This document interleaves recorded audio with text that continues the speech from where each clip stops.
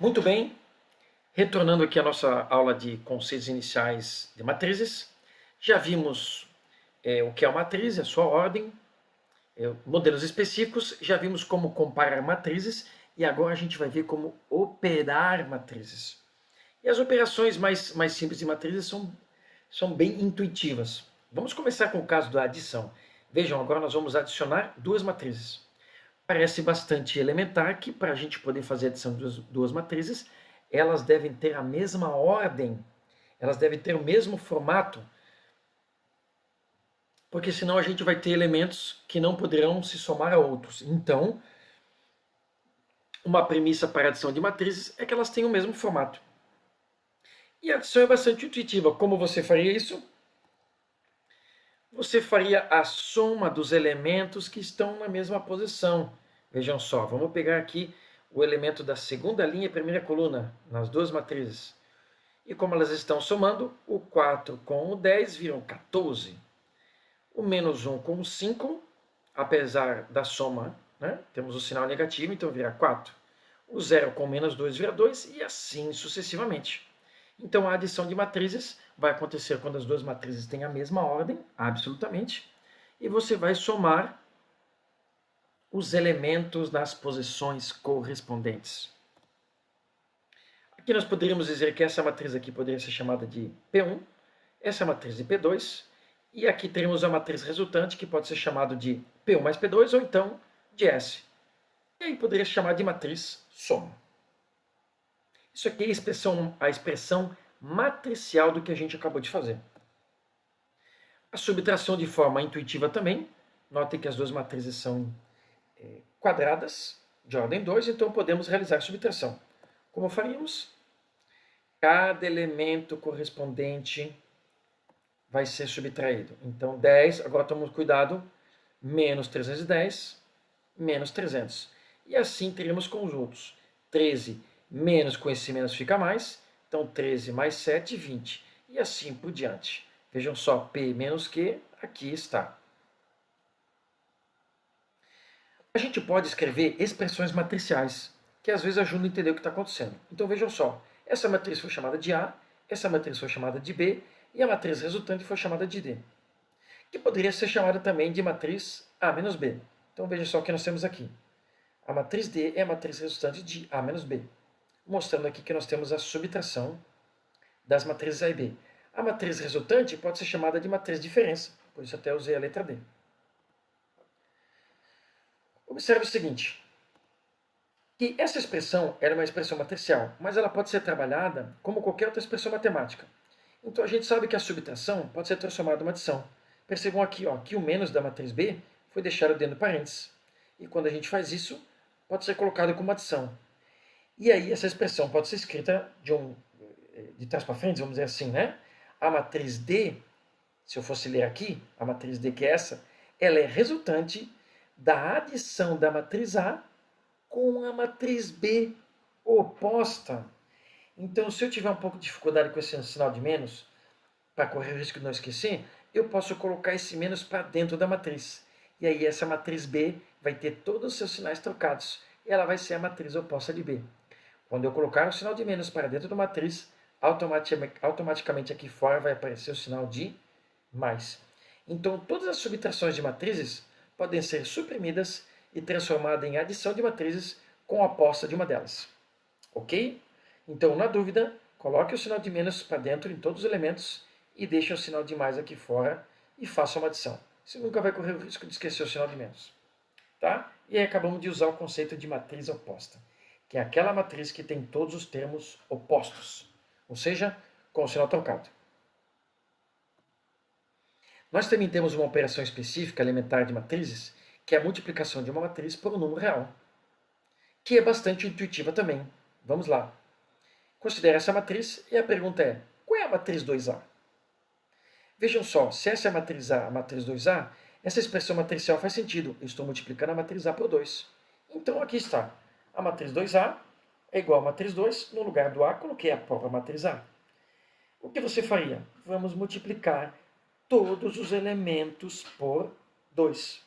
Então, 2 vezes 0, 0. 2 vezes menos 4, menos 8. E assim sucessivamente. Percebam que, nesse caso, a matriz 2A é a soma da matriz A com ela mesma. Então, se eu tiver uma matriz e um número n para multiplicar, um número real, que a gente também pode chamar de escalar, porque ele não é um vetor, isso a gente vê lá em física, né? Então, eu tenho uma nova matriz. Essa matriz que vocês estão vendo aqui, ó, ela poderia ter um outro nome.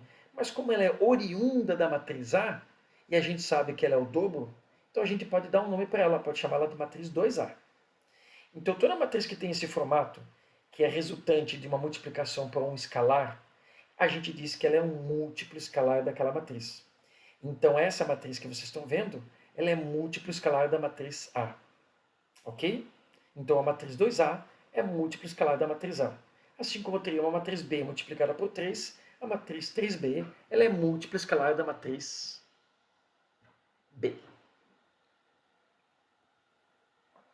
Vamos fazer alguns exemplos que vão abordar tudo o que a gente viu até agora desses conceitos iniciais.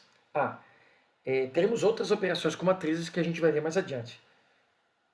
Nesse momento, vimos só as operações mais elementares, que é adição, subtração e multiplicação por um escalar, que é a multiplicação por um número real. Vamos considerar o seguinte caso. Obtenha a matriz B, sabendo que a sua lei de formação é essa. Vejam, pessoal, que aqui nós temos aquela notação sintética, condensada de uma matriz. Nós sabemos que o nome dessa matriz é B, e aí, consequentemente, os seus elementos serão Bzinho e J, que é a posição de linha e coluna, e aqui já está aparecendo a ordem da matriz. Sabemos que ela é quadrada de ordem 3. E aqui temos a lei de formação. O que é a lei de formação? É uma lei, é uma regra que vai formar cada um dos elementos dessa matriz. É como se fosse o código genético da matriz. Só que esse código genético está associado à posição. A posição define quem ele é. Então vamos começar. Vamos à sua resolução. A gente sabe de antemão que a matriz B é quadrada, 3 por 3, então aqui está uma matriz genérica com seus elementos BBB. Ok? Muito bem. E eu não coloquei os índices. Por quê? Porque tem uma maneira bem objetiva da gente escrever os índices e não se enganar. Nós sabemos que é linha por coluna. Então essa aqui, ó, é a primeira linha. Então vamos colocar os índices da primeira linha. E agora os índices da segunda linha e os índices da terceira linha. Aí fica fácil. A gente escreveu primeiro linha. Agora vamos escrever as colunas. Essa é a primeira coluna. Vejam só. É tudo 1. Essa é a segunda coluna. Tudo 2. E essa é a terceira coluna. Tudo 3. Como é que a gente lê esse elemento aqui? Ó? A gente não lê B12. B12 lembra até uma vitamina, né? A gente lê B12. Porque é a primeira linha, segunda coluna. E esse elemento aqui é diferente, vejam só, é o B21, tá? É a segunda linha, primeira coluna. E assim por diante. Bom, nós sabemos que essa aqui é a lei de formação. É a lei que vai formar cada um dos elementos que ali está. Então vejam só. Vamos começar com o primeiro elemento aqui do cantinho, que é o elemento B11. Percebam que os dois índices estão sendo trocados aqui, ó, por linha e coluna. Então, se o I é 1, aqui o I também vai ser 1. Se aqui o J é 1, aqui o J também vai ser 1. Então eu troco cada um na sua posição. Eu estou usando as cores aqui para fazer uma associação. Olha só, linha 1, coluna 1. Agora é só fazer a operação. 3 vezes 1, 3. 1 ao quadrado é 1, só que o menos está fora. Percebam que o 1 não está sendo levado ao quadrado. 3 menos 1, 2. Então o elemento B1 é 2. Assim eu vou fazer com os outros elementos. Vou pegar aqui, ó, na mesma... Eu poderia começar calculando pela mesma linha. Mas já que eu estou fazendo aqui em formato de coluna, eu vou seguir aqui a ordem da coluna. Mas você pode calcular qualquer elemento, tá? Aleatoriamente.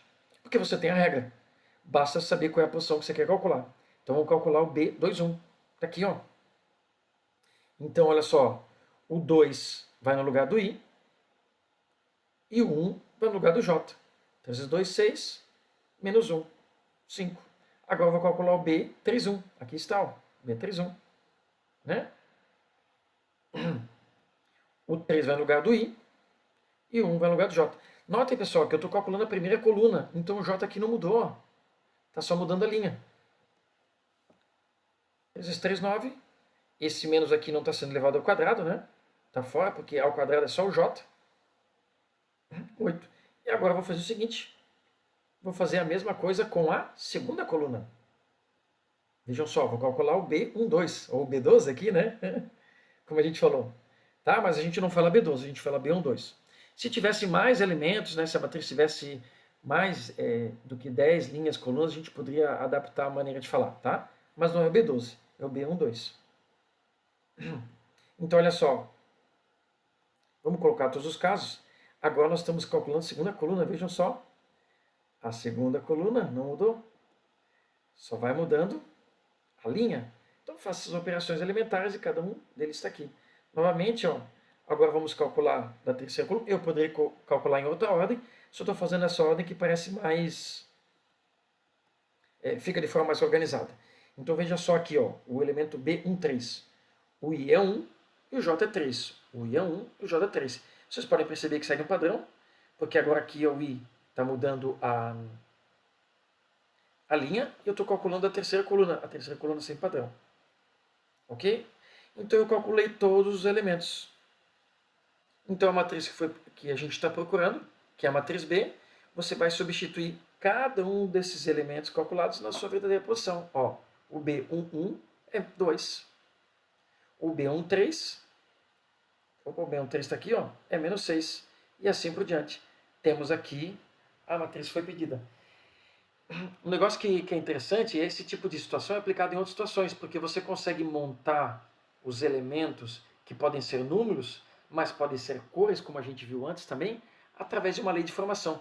Então eu consigo transformar um objeto, uma figura ou uma matriz numa fórmula, numa regra, numa função. Vamos para um outro caso. Vejam só esse problema. O diagrama abaixo, esse aqui é o diagrama, representa um mapa rodoviário, claro, de forma bastante simplificada, mostrando as estradas que ligam as cidades 1, 2, 3, 4. Então aqui estão as cidades. A gente poderia ter chamado ela de outros nomes, mas a gente chamou por números, para poder adaptar no nosso estudo de matrizes. Então aqui estão as 4 cidades. A matriz A está aqui na forma condensada, ó, matriz A, elementozinho Azinho, 4 por 4. Bastante oportuno quando se fala de estradas, né? Uma piadinha aqui bem simbólica. Então, essa matriz aqui está associada a esse mapa e é definida da seguinte forma. Olha só, cada elemento é definido de duas maneiras. Eu tenho duas sentenças. Essa aqui é uma lei de formação definida por duas sentenças. Cada elemento vai ser representado pelo número 1. Se, lembre-se que agora aí, né, vai representar as cidades. A cidade I estiver ligada diretamente à cidade J. Ou esse elemento vai ser 0, se I igual a J, ou a cidade I não tem ligação direta com a cidade J. Eu já me adiantei um pouquinho porque aqui está embaixo, está escrito, ó, sabendo que I e J se referem às cidades do mapa. E, obviamente, elas vão variar nesse conjunto 1, 2, 3, 4. E pede para construir a própria matriz A. Então, antes de construir a matriz, vejam só. A cidade 1 tem ligação direta com a cidade 2, mas não tem ligação direta com a cidade 4. E também não tem ligação direta com a cidade 3. Porque para ligar com a cidade 3 precisa passar por antes com a cidade 2. Ok? Então, como ele falou que a matriz A é 4 por 4, então olha só. Esse é o formato da matriz. Eu coloquei a matriz genérica A, que foi o nome que foi dado para ela, com os elementos Azinho, e ela é 4 por 4, vejam só. 4 linhas e 4 colunas. Novamente, vamos marcar os índices rapidamente. Vejam só. Índices de linha 1, linha 2, linha 3, linha 4. Lembrando que a gente sempre segue a ordem. Linha, coluna. E agora vamos marcar as colunas. Vejam só. Coluna 1, coluna 2, coluna 3 e coluna 4. Aí eu não erro. Você pode montar a matriz escrevendo os elementos um por vez, né? Seguindo uma ordem aleatória? Você pode. Mas assim você acaba escrevendo rapidamente e não erra os índices, né? Certo? Mas você pode montar de outra maneira, não tem problema nenhum. Eu acho que essa maneira aqui é bem intuitiva, bem rápida. Muito bem. Nesse exercício aqui, ele está dando uma condição. Vamos montar, portanto, a matriz A.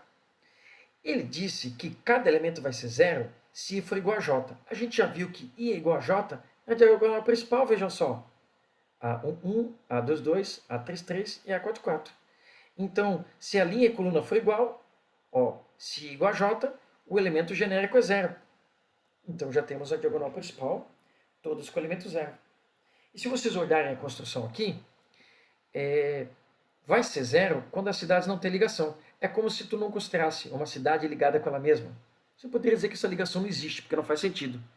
Então, zero. Agora vejam só. Também vai ser zero quando a cidade I não tem ligação com a cidade J. E a gente está vendo aqui no diagrama que a cidade 1 não tem ligação com a cidade 4.